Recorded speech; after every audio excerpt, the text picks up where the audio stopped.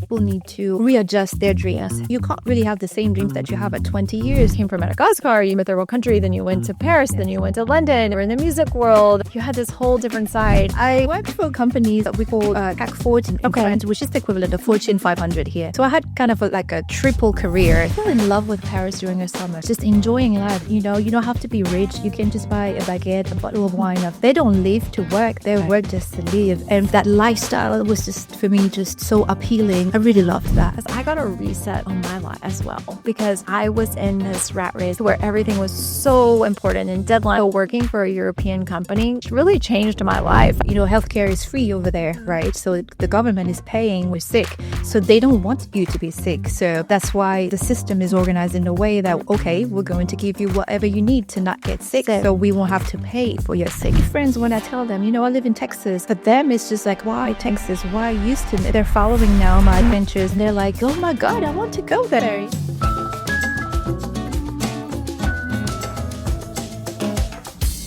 Nathalie, I am so thrilled to have you here on the Passport Jane podcast. I got to know you a little bit when we hosted a dinner on France. Correct. And we both have loved France, and you actually have lived in France. So Correct. That was so interesting to get to know you. And I'm so excited today for you to share in your story, which is an inspiring story of a woman on a journey.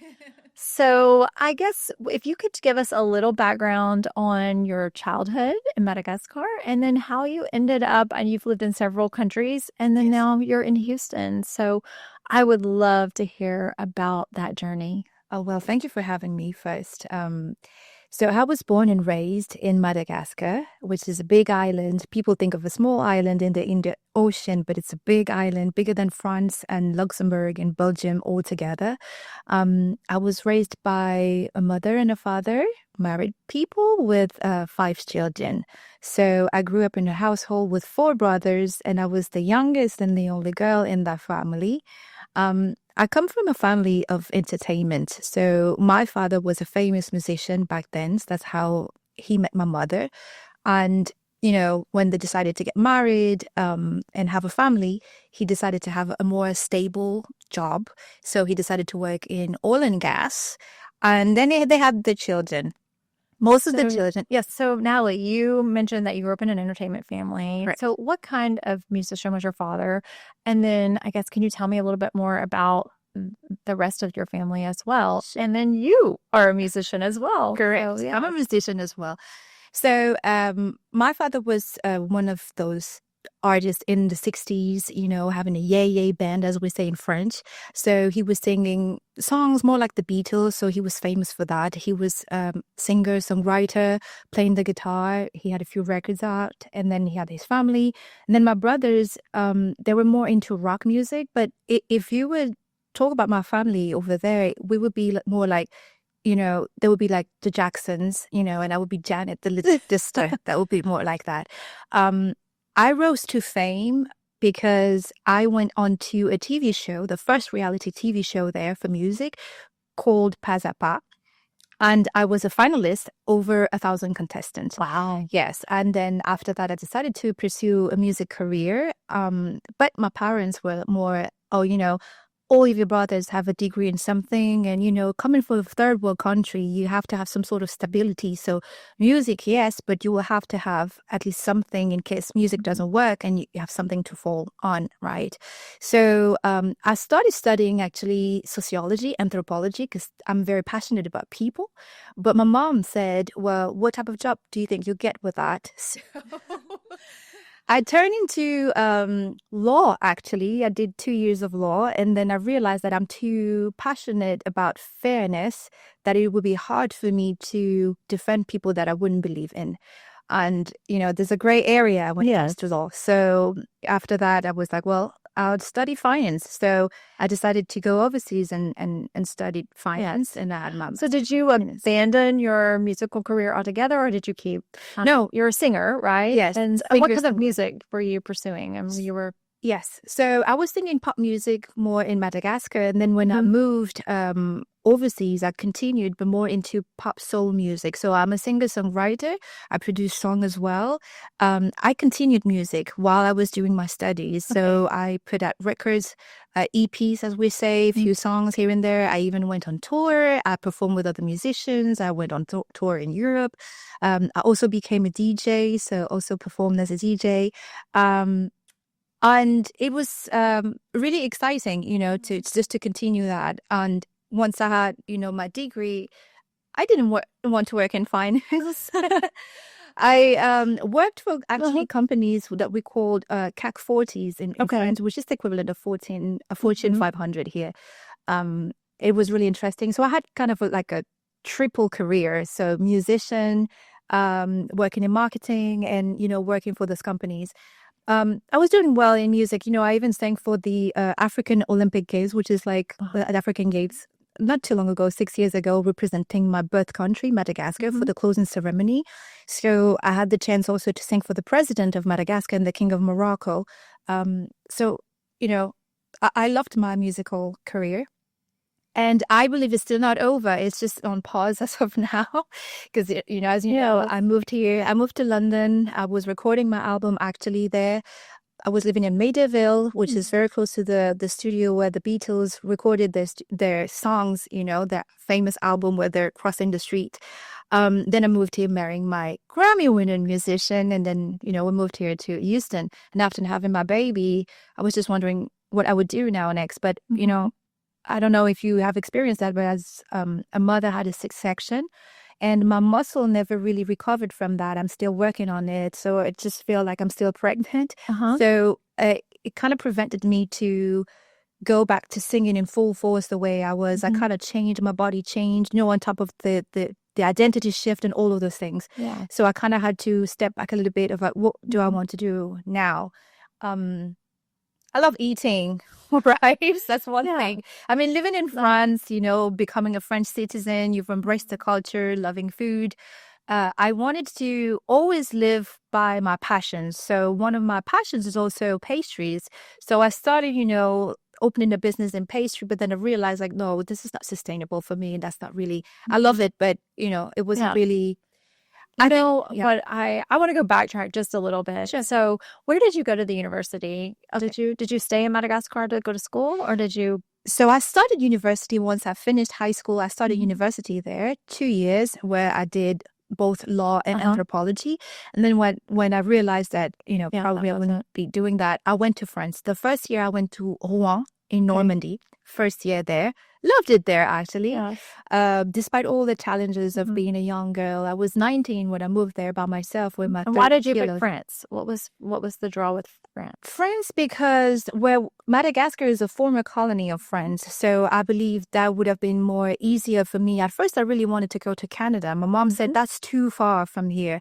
Then the second choice was South Africa. Okay. But the degrees, because I was always in the French system since I was a kid. Okay. So I had a French high school degree, and it wouldn't match with the system in South Africa. So it was just convenient. So more convenient because of the system I grew up with. And so tell me a little bit about that process, because I know you went to live in France. You did apply for citizenship. How long did that take you? And then what were the challenges? And then what were the wonderful parts about that? Oh, wow. I love France, and my first two podcasts, we recorded live in Paris. Yes. And so I know you have a love for France. Yes. So, it wasn't always a love for France. That's the funny part of it, because when you come from a third world country and you move into a whole new world, I've never put my feet in France when I moved there. So I would say it was 85% of excitement, but 15% of fear, because you're moving by yourself without my parents, without my family, just by myself with 30 kilos in my suitcases. That's my whole life right there. And to adapt to new things, new food, new weather. I come from a country where it's like here in Houston, always sunny. And then all of a sudden, 10 months out of 12, it's the winter time. It's pretty depressing. So add to that the challenges of renewing your paperwork. So you have a visa as a student that you have to renew every year.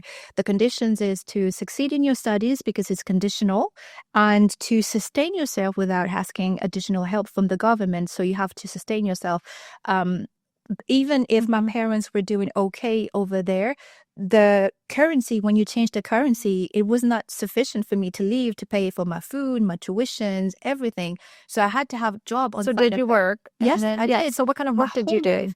Well, I started working as a salesperson Uh-huh. in a shop, Okay. in a mall, very famous mall, Châtelet-Les Halles.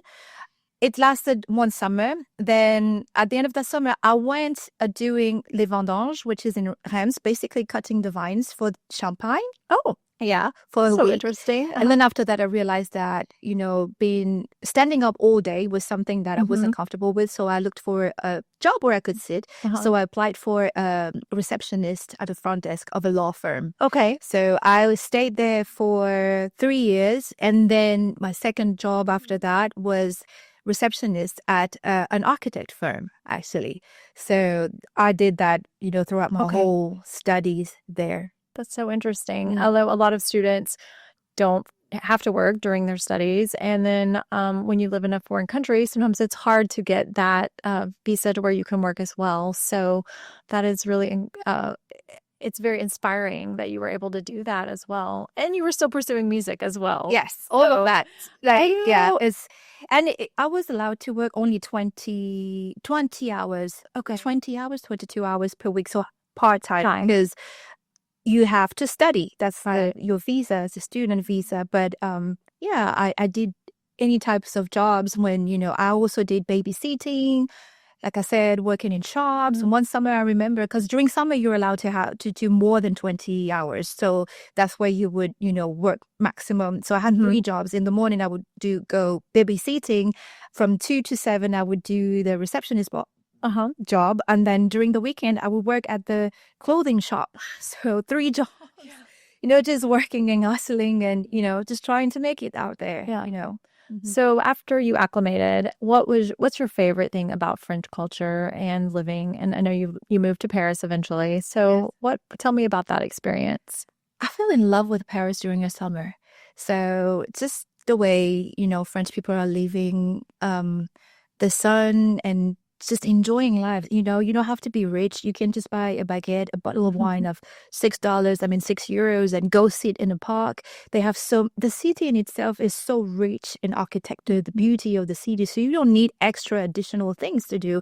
You can just be outside and enjoying the view, the architecture, and being with your friends and eating some charcuterie and that and the music and just the slow living. They don't work. They don't live to work. They Right. work just to live. And that lifestyle was just for me just so appealing. So I really Yeah, loved that. I know. When I go to France, I now, because I've been to the tourist things, but when I go, I just enjoy living, going to cafes, having my coffee, the same thing, walking around, looking at the shops. And of course, I love home and design and architecture and all that. So I really love looking at textiles and bathroom showrooms. And so it's such a beautiful city that you can just enjoy the visual aspect and then Plain, yeah. yes, and the food, of course. Yes. The first time I went to France, it didn't even cross my mind about the food being good. I think I was so excited to see the tourist attractions. Like in my head, I didn't plan out and think about food. And then I stopped and had, just some street food and crepes and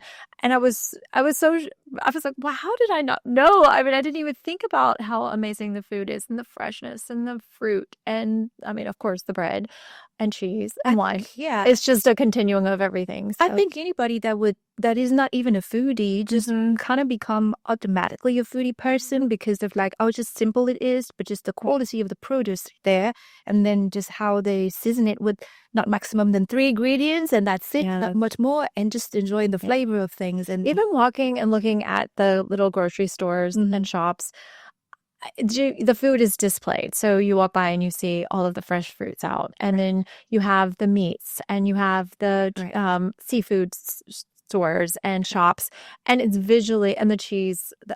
and then the bakeries. And so, like you said, if you're not a foodie, you can become a foodie very fast because it's just displayed. And even just a supermarket, just a simple supermarket is just enjoyable to go to because the food it's small, but it's so fresh. Yes, we literally talked about that with my husband yesterday.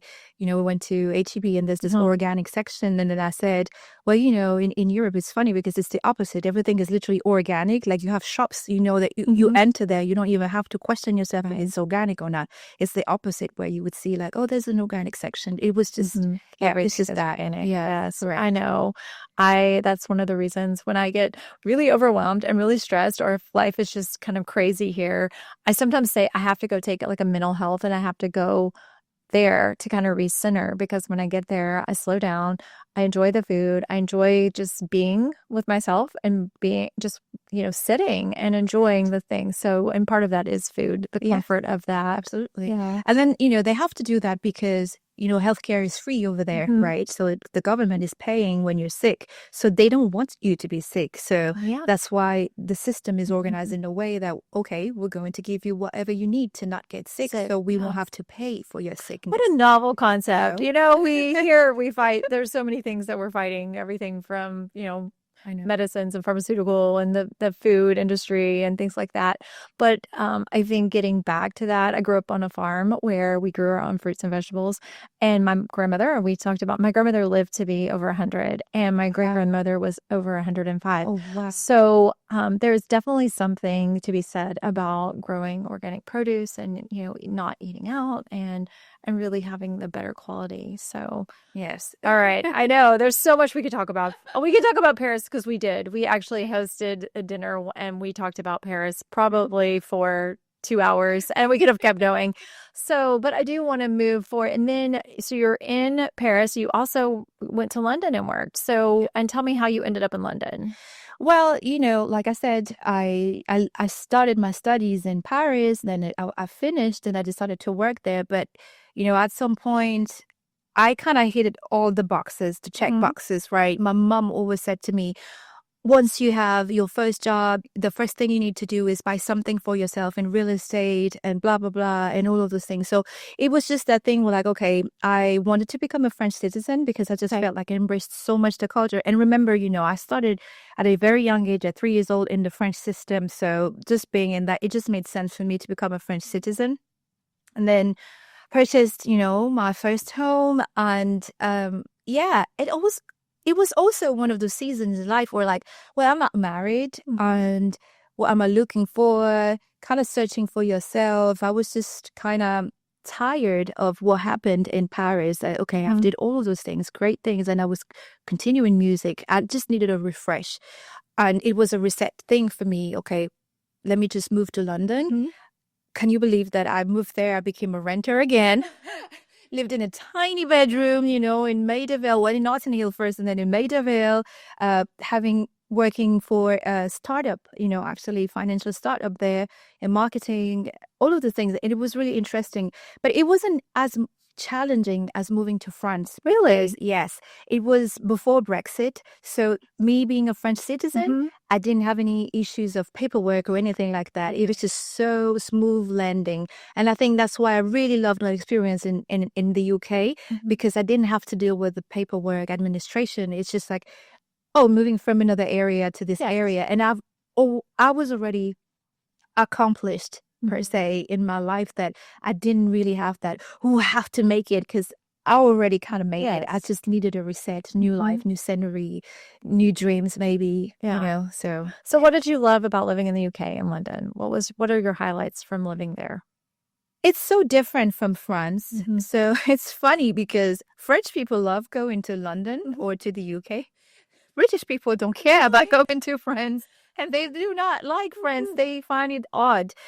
I think because I come from a family of entertainment, but also entrepreneurship. All my brothers, one of my brothers has a restaurant, which I think is art as well. Yes. So being an all independent entrepreneur, I think my mindset was more of that, how to say that, it's slightly different. I think in France, the mold is more, get your degree and become a good employee and Yes. climb the ladder, where I think in the Anglo-Saxon world, it's Mhm. more about you're an achiever, you can achieve anything, just Yes. be yourself, start a business. And I think that was more aligned to what I was doing. Also, I was singing in English always Okay. since Madagascar. Mhm. So for me, if I wanted to pursue both career, music, and Mhm. everything, it just felt more aligned to, okay, French people, they like my music, but I've always had the criticism of like, but you live in France. Why are you not singing in French? It's just Mhm. that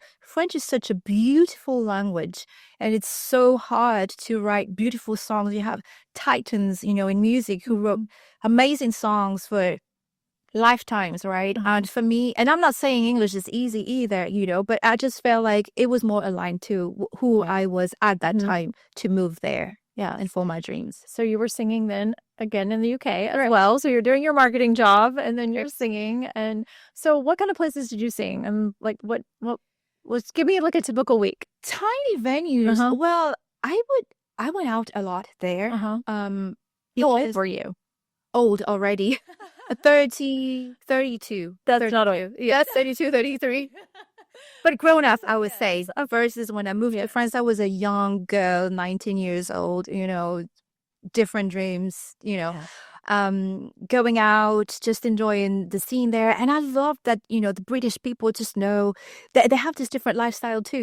At 3, they're at the pub. Everybody, they go work early, they work Yeah. hard, but at 3, we're all at the pub. And Yeah. they just love music. I mean, Mm. think of the Beatles, Adele, all of those amazing Robbie Williams, all of those Yes, British yes. artists. And I thought that it was instead of moving straight to the US and trying to make it in the music industry, I thought that that was a middle ground of like, okay, maybe the British scene would understand me better in my music, so I would just do That's that. so interesting. I worked for a company that was a British company, and they were a subsidiary of British Airways, and it was a 100-year-old company.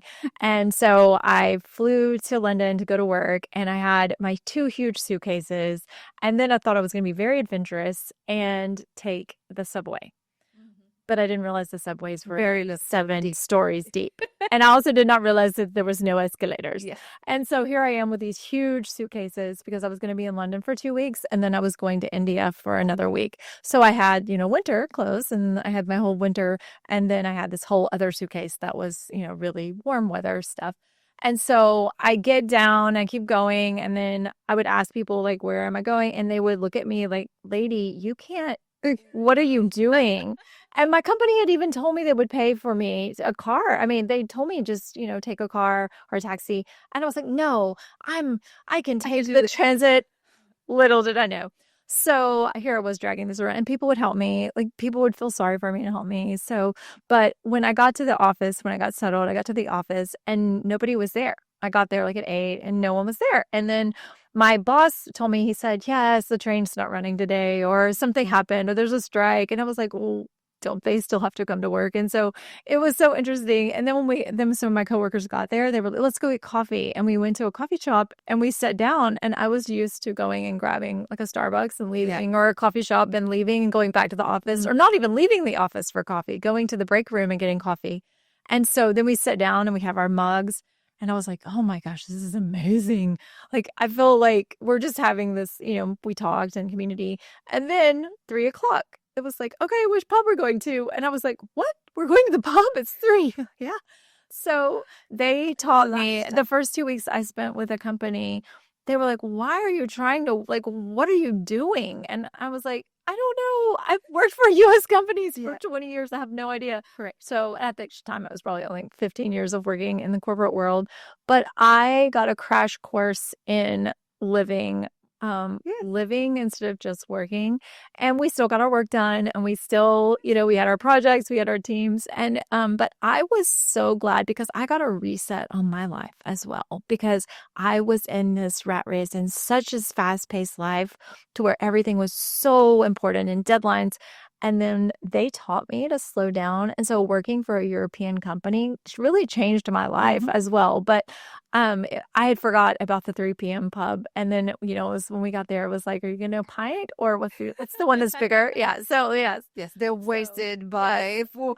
Every day. And I was like, but it was great. But it was great for me coming from the US to slow down and realize that relationships were more important than like maybe like a deadline or a progress. And then I had coworkers that were in Singapore or that were in Asia, and they were like, well, at 3 we go to karaoke. And so it just taught me that globally that doing business, that you could still do business but build more meaningful relationships with community. Yes, So absolutely. yeah. It's interesting because, when I had my daughter, you have this sort of identity crisis Mhm. of, oh, wow, I'm a mother now. And I had a very bad postpartum depression, I would say that way. So I had a lot of anxieties that came out when I had my daughter. So I couldn't even enjoy the first month because I was like, what's next? What I need to do? What do I need to do? And all of those things. So after 3 months, I had the great idea and I don't even really understand. And I think that's just part of the Mhm. postpartum. I I decided, mind you, so you're used to work for yourself and all of those things. And I decided to go in corporate America. So I actually took a job of a director of communication in an oil and gas company. It lasted 2 weeks. So it was, yes, Yeah. the culture the funny part of it is that it is American company, but Mhm. had its roots in Germany. So I thought, Mhm. okay, this Yeah. might still be manageable because Mhm. still European roots, and all of those things. 2 weeks, the Yeah. culture didn't really match to what I was Yes. used Yeah. to, and it just didn't work really. And then, now I can see like, what was I even thinking coming from what I came? But, Yeah. it was just the anxiety of postpartum. But I think it's Okay. interesting though to when you work in different companies and in global business. And that was something I loved about international business was getting to learn the culture of that country Mm. or that city and kind of adapting into the way they worked. And of course, I had to learn I didn't know how I was working until I went to see how other people were working. And then they would call me out on it and say, why do you do this? Why are you Yeah. running? Why are you not taking off? They called me out on not work. They were like, why don't you take a vacation? And I was like, but I haven't taken a vacation in a year at my other company. And they were like, well, what are you hiding? Yes. And I'm like, what do you mean? What am I hiding? They're like, oh no, people hide stuff if they don't want to leave because they don't want other people to do their work. True. And I was like, that it didn't even make sense to me Yes. that they felt like that no one would not take their vacation. That there was, and so I learned then that no, you have to take time. You have to be creative. You have to rest. You have to, and then just to adapt into that and to adapt into the culture you're working in. It's so. So yes, I know as US, I think we sometimes we're so conditioned to succeed, do more, buy more. And when you go overseas, a lot of places it's more about lifestyle and family and so I think that's why I love, working in Europe and I like working globally is because when I go, I can work I still work, but I'm enjoying things slow down a little bit. Yes. So, yes. It- So, when did you meet your husband? Because I want to get to your journey to the US and to Houston because you now reside in Houston. And so you've made another leap from you went from Madagascar to Paris to London. Yes. And to And use then, now. yes. So Yeah. where did you meet your husband and how old were you? And kind of tell us that story. I met my husband in 2012. So, wow, 13 years ago. Okay. We met in Paris the first time, but I still had a boyfriend. He still had a girlfriend back then. So we just remained friends. Mm-hmm. And Is your husband, he's American, right? he's American. He's actually a native Houstonian, Oh, but he okay. lived all over America. So Okay. he was born and raised here in Houston, and then he studied at Howard University. Okay. Then he moved to Minnesota, and then for a minute he lived in New York, and then a bit in Chicago for a bit of time, and then Los Angeles, and then from LA back to Houston. Okay. Yes. So you had told me something earlier. We were just chatting offline, Yes. and you had told me that when you left Madagascar, you were quite famous and Correct. you were trying to get away from that fame in a way. And the musician, and even though you were still performing, you kind of wanted to go somewhere a little more low key and focus on your career, but also, you were in this entertainment family, and you've got your brothers are in music as well, and acting, and Correct. so then you meet your husband. And what is your husband? Let's see. This is, to me, the funny thing is that Yes. you can't get away from this Yes. fame. Obviously, it looks like not. My husband is a Grammy-winning musician, so he's been touring and performing and recording with all those, big artists, Mm. Adele, Justin Bieber, D'Angelo, Maxwell, all of those great people, Angus and Julia Stone. Yeah, so Ed Sheeran, he worked on his Mhm. album as well.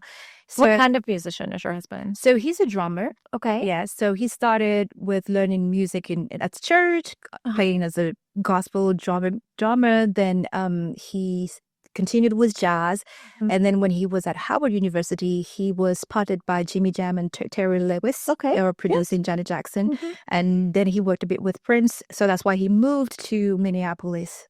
Oh, Yes. okay. And then he just kept continuing. He was in a Mhm. band, Mint Condition, and then he was touring it mostly in jazz gigs and R&B soul, I would say that way.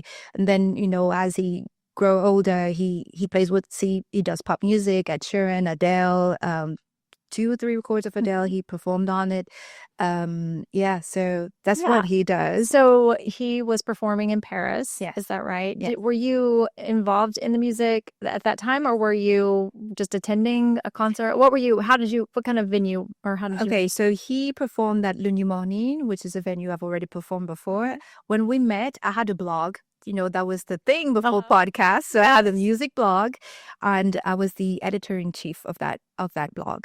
And obviously, I knew a lot of people in the industry there, and I was invited to shows and things like that. So he hit me up. He said, "Hey, do you want to go up to my show?" And I was like, "I'm already going to your show." He was like, "Do you want me to put you on the list?" I'm already a VIP. So it was just funny like that. But yeah, to go back to what you were saying, I got famous because I was on the TV 2 months in a row, 24 hours. So when you're being scrutinized like that at a young age, at 18, by the age of 18, everybody knows about your house, your mom, your dog, you're on TV reality show, right? So it kind of suffocated me at some point. All I really wanted was to do music. I didn't understand that being on TV would bring some other troubles with fame.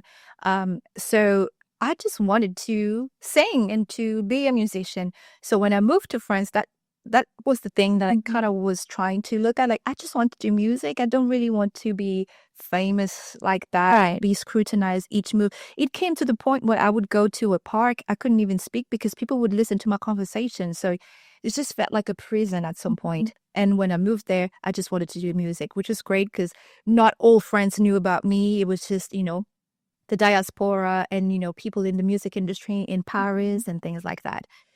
So I grew up my network in the music industry and everything there. And I met my husband the first time he was touring with D'Angelo in 2012. And then the second time we really reconnected was with his own band touring Europe, Chris Dave and the Drumheads.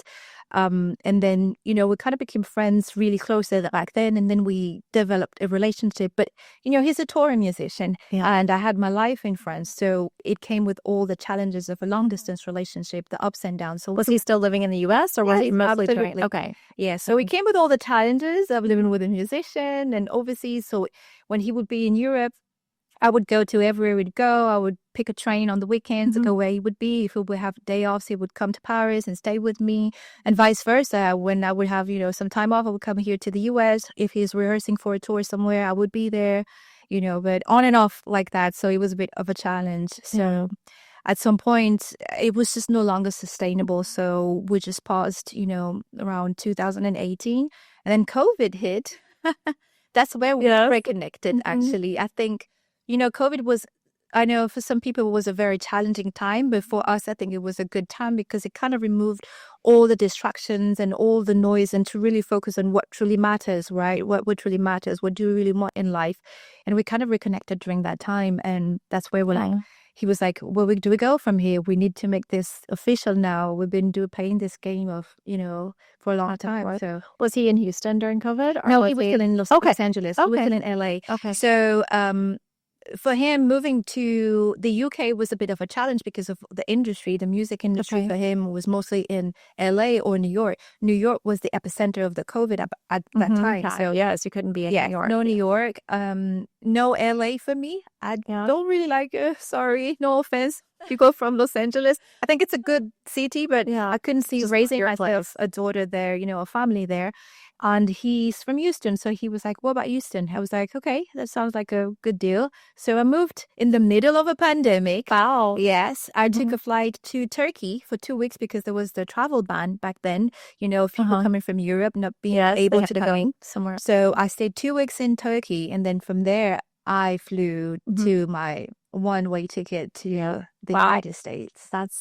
So had you been to Houston before? Never. I've been to America. Obviously, I've been back and forth to many other cities, Los Angeles, New York, everywhere, Miami, everywhere else, but never to Houston. So again, a leap of faith, like I moved 20 years before from Madagascar, never been to Paris. It was that leap of faith too. Like, okay, I don't know what I'm going to do, but I just moved there because at that time, what truly mattered for me was to have a family at that time. Well, when we had our conversation before, we talked about the challenges of moving to Houston. So, I mean, there's challenges no matter where you move, that, you have to adapt. But so tell us some of the challenges of moving to Houston. And then we also talked about the things that you love about Houston, the convenience and just so much that you love about Houston. So tell us first about those challenges, because coming from, Madagascar, coming from Europe, moving to Houston is definitely got its challenges. So the first 3 months, it was really, honeymoon phase, like we say, right? Because remember, I come from the UK at this point, where in August we were already wearing sweatshirt. I mean, it was already kind of freezing. So I moved in October. So I remember my brother-in-law, the first week, is like, how are you feeling? Are you adapting? I was like, what? I love it. I loved it. The weather, being here in Houston, October, sunny weather, everything was so nice. But I think after 3 months, that's where things really started kicking in for me, because I'm an outdoorsy person. I like to walk. I like to ride a bike. And I remember I told my husband, well, maybe we could ride a bike to go from here to here. He was like, that's so European of you. You can't do that. Yes. And I was like, what do you mean? I said, well, if there's you don't have those bikes, because in Europe, you have those public bikes, right? And he was like, no, there's no such things here. It's like, so how do you do? He's like, oh, people just take the car and that's it. And I said, let's go walk around. And then the walk around was just in a subdivision. Right. It's not like you go from point A to B. Yes. He's like, no, you have to take the car. So those things started sinking in for me, and just simple things like, going at the grocery stores and the plastic bags, for me, it was like, I was so shocked. Wait, they're doing this. Okay. And, people serving you. And I love it, because it's convenient, right? They're doing out of being nice and being just the sense of service. In Europe, it's so much more like help yourself and, be mindful of, the environment and this and that. It was such a shock for me. But, you just grow love on things because you just adapt. You just have to put your mind into, this is just different. At first, I kind of rejected, oh my God, the architecture, there's not as much as history and all of the things. So wrong. There's so many things to learn about just Houston by itself, and Texas. Can you imagine that Texas has its own embassy in Paris, which I didn't know? We talked about that. Yes. So all of the lot things, of roots. you just have to, remove that thing of like the way things used to be, and just say like, okay, I just leave that, let that go, and just diving now and learn. And there's so many things, and it's funny because I'm very involved with the French community here. I'm part of the editorial team of their newspaper, and we were talking with the new editor-in-chief, and she was like, I want to do this new edition. I want it to be more towards, culture and, history and everything. And the other people laughed at me. I said, because they don't know about it. And there's still that expat mindset where like, I'm just here for a couple of years. But if you really remove that veil and deep diving, there's so much culture here. And I had actually the opportunity to be part of an amazing program, and I would recommend anybody to be part of it. It's called the Center for Houston's Future. and they're having a cohort every spring and fall, and you get to learn about the history of Houston, the role that Galveston played, and so many things. I had the chance to go and visit the Federal Reserve here. Yes. Everything I learned that Houston, 1 person out of 4 are not from Houston. Right. I know that's one of the statistics that I love to talk about, is that we are such a global city, and the diversity in the city. But that number of 1 in 4 being born outside of the country. Correct. That's not just about diversity. That is really like our roots, and it's so inspiring to see so many people making it and building their lives and home. And it brings so much knowledge and wealth, and then culture to the city as well. Yeah. So when you were talking about the tours and getting into the city, I did with Women's Council of Realtors, we did a Mr. McKinney's bus tour. Have you ever heard of this? No. He is a historian, and I highly recommend as well for anyone coming to Houston, or if you have an organization or group. And he does these bus tours in certain areas of Houston. And we did one on downtown, and it was about women developers who made the city. Wow. Women who had built buildings. And it was so inspiring to see the history of the city and how there was an influence of women developers. And then he also has one on the Hispanic culture in Mexico and the influence of Mexico. And then he does different ones in different regions. And so, but it's so interesting when you talk to the French community, and then they talk about the roots in Houston. So, I mean, we are a very diverse city, and it's not just now, it's been forever. It's from the beginning. And Houston was actually built by a woman, but she had to hide during that time behind her brother's name. But she was really the lady who truly started. Yeah. So who saw the vision for Houston, right? Absolutely. Because it was a bayou. It was just exactly. It was a bayou, and savvy businesswoman, and Center for Houston Future is actually the sister organization from the Greater Houston Partnership. So we had access to all the data, all the videos. And, to learn that Houston is the center, the heart of the medical research in the world. I mean, the medical center here, so many things. And, you just grow in love with Houston. And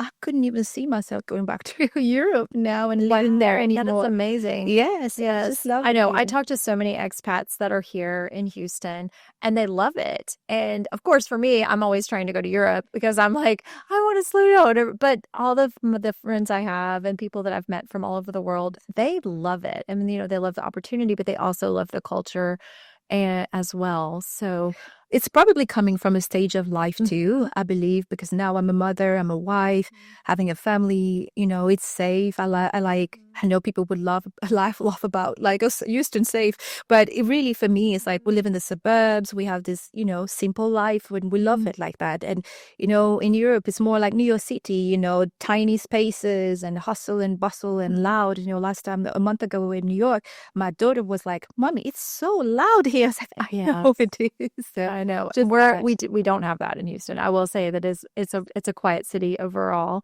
Correct. Compared to other cities. Absolutely. So, but of course, I like the hustle and bustle. That I don't know how, because I grew up on a farm in the middle of nowhere, and I have no idea why. But I love big city noise. I love the sound of honking horns and different accents and voices. One of my favorite things to do is sit in New York City at Bryant Park, and especially at night, to listen, because the sound is just this.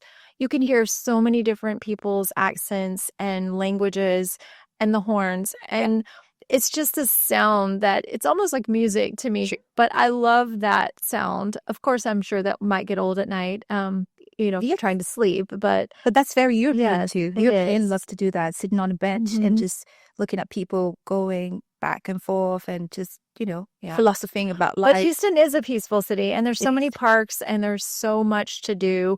The symphony, we went to the symphony last weekend to go see the Steven Spielberg and John Williams.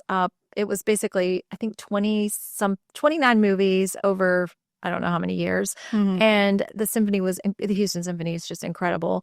And then this weekend I went to the Bayou Park downtown, and there was so many people riding bikes, rollerblading, walking their dogs. The dog park, the dogs were in the water. And, you see downtown view. It was such a beautiful, not only was it beautiful to see downtown, but Our city just is filled with so many amazing things that I don't think people really know. I mean, I think the Yes. food scene, people know we have an incredible food scene because Yes. I know we have the Michelin star restaurants that have come to Houston, and Yeah. but we have an incredible food scene. But I don't think people know the culture, how much culture is here. Yes, I think Houston is very underestimated, which is good because, it's the sort of hidden jewel, and people in Yeah. Houston say, don't come here, we're full, right? But yes, I love it. And my friends, when I tell them, I live in Texas, for them, it's just like, wow, Texas, why Mhm. Texas, why Houston? And then they're following now my adventures, in real estate, and they're like, oh my God, I want to go there. It sounds really appealing.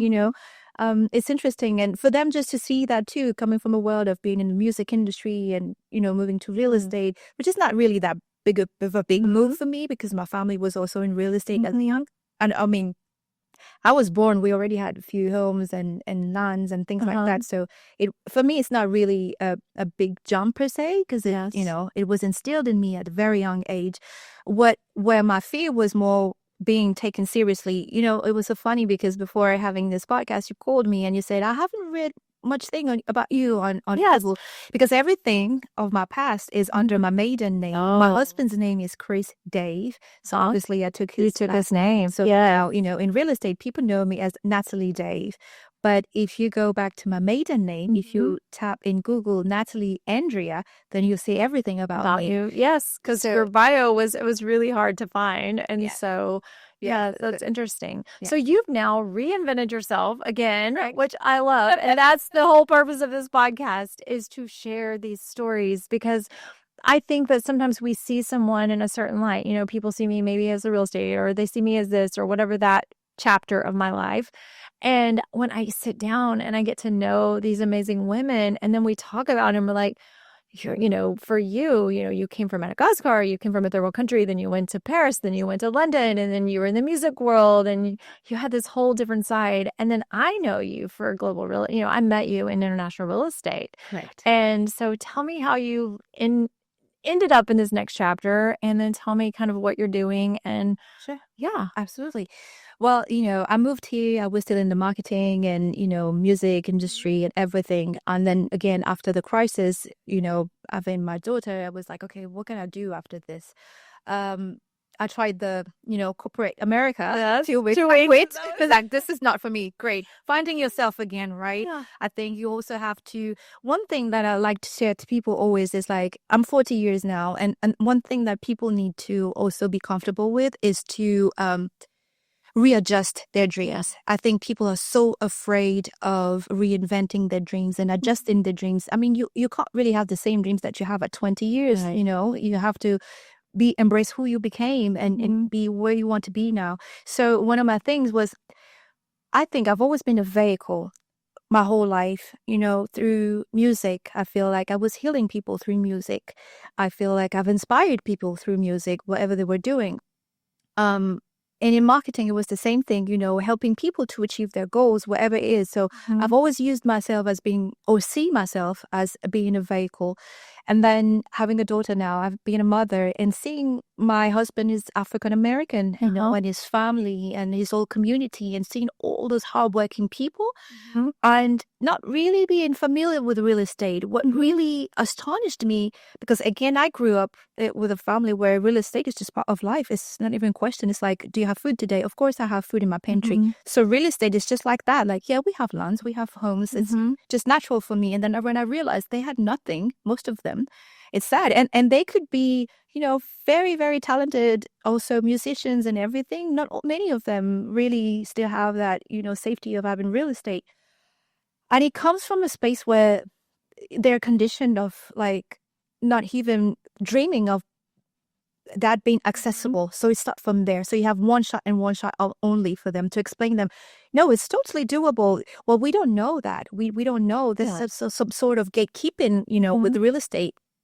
So I kind of felt, and I don't know, had in this mission invested of like, maybe that's my path. Maybe I should help people, those people in the entertainment, but not only, and and just helping people because Yes. I've done it, I've done it. And it wasn't easy either, to get there in Europe. It was the same thing for me. You're an immigrant, you don't know the system. So learning about real estate there, I remember it was one of my best friend who was already your owner. No, you can do it. You don't need all of those things with 20% down and this and that. So I just felt like, yeah, maybe this is probably my mission, just to help people building that generational wealth, because you are a hardworking person, hardworking families, community, while you're not getting there. And I'm so happy because now, being in, I think international real estate was just making sense for me because of my background. I speak 4 languages and I'm surrounded by different people from different backgrounds, sports, entertainment, European, Mexican, everything. Yes. And my clients are very diverse as well, I have even people from, the Navy. I'm so proud to serve people serving this country as well. So it was just natural to be in the international division of real estate and being able to sell overseas, but also sell locally here. But, I had that type of like imposter syndrome, because when you look at the bios of people here in real estate, it's always native Estonian. I've been here, this and that. So another thing that's so funny is like I tried to have that American accent so bad at first when I moved here. And then I said, you know what? Let me just embrace myself and have an accent. That's okay too, So it's funny. And for me, it was like, let me hide my past. And now I'm not even hiding my past anymore. I was a singer. And it's so funny because my clients that are really, really digging who I am, they end up knowing that, oh, you used to be a singer before. It's so funny because now they write my name with my artist's name. And I embrace it. But at first I had that huge complex of imposter syndrome. Like, no, I'm just a real estate person having this polished lifestyle and everything. When I realized, no, that's my richness. And that's what makes me authentic too. You know? People want to work with someone that they identify and they can understand. They don't want to work with the pretend. And I think a lot of times on our social media in real estate, they're polished and you have these little videos and they're made to look perfect. And, this TV series like Selling Sunset, and, everybody has to look a certain way or dress a certain way or drive a fancy car or whatever. Right. Your clients don't want that. Your clients want authentic people. They want people that are good at what their craft is, that they care, that they're trying to help you, they're knowledgeable, and they really want to know you as the real person. And so I think that, but it is interesting though. I think we are conditioned, even when I think all real estate agents, when they first start into real estate, they are conditioned to think, I need to look a certain way, dress a certain way, act a certain way. True. And that people expect that. But I think that we need to change that perception. I really think that being our real selves and, sometimes the videos and stuff we make, like people, I don't think they care about that. I don't think they care about that. I think that image, that Instagram image, what they want to see is an interesting person that they connect with. Yes, who they can relate with. And that's, I guess, where are my strength, because if you're a European person moving here, then I can relate to you because you're relocating from overseas. If you're an immigrant, I've been an immigrant 3 times in my life. So I can relate to all your challenges. I have families moving here and all those challenges of and worrying about, the paperwork and all of those things. And I can relate to that. If you're a musician, I can relate to that world and how you're making your lifestyle. If you're in the sports industry, that's kind of the same thing too. I have many friends in the sports industry, and that's what makes me authentic. If you're a person of color, I can understand that. I know, in real estate, we can't, with the code of ethics, we can't discuss about the things, but still, it is very there. People want to work with people that can relate to, that they feel like you can't understand what I'm going through. And I've been through all of that. And I'm a woman and I'm a business owner. I'm a woman business, so it's a lot of things where I believe that actually those are my strengths and I should just lean on them. Yes, absolutely. Well, I have so enjoyed getting to know you better and learning about your beginning, your roots to now, and I can't wait to see where the next chapters take you. So, what are you enjoying right now? Tell me about a favorite place that you want to go, or where's your next trip, and is there anything in your next chapter that, or on that vision of where you're headed? All right. Right now, I'm growing my team in the back. I want to remain an individual agent as of now because I like that part, being just my own brand like that. In terms of growth, I don't really know what it will look like, to be honest with you. I mean, look at my life. I know. like a cat that hides. I believe it. I would always be a vehicle for people to help them to get where they need to be. I don't know what it would look like, but I believe in that very strongly. Next step, I very definitely looking forward to go to South Africa with my whole family. Yeah, because Okay. it's close to Madagascar, so we're planning vacation there, South Africa, and then there. And you know, I love so many things. I love, you know, food, like I told you. I hope that one day I have a brand of wine. Who knows, you know? But real estate will be there, just like music will be there. I grew up in that real estate and music and entertainment. So that will be there always in the background.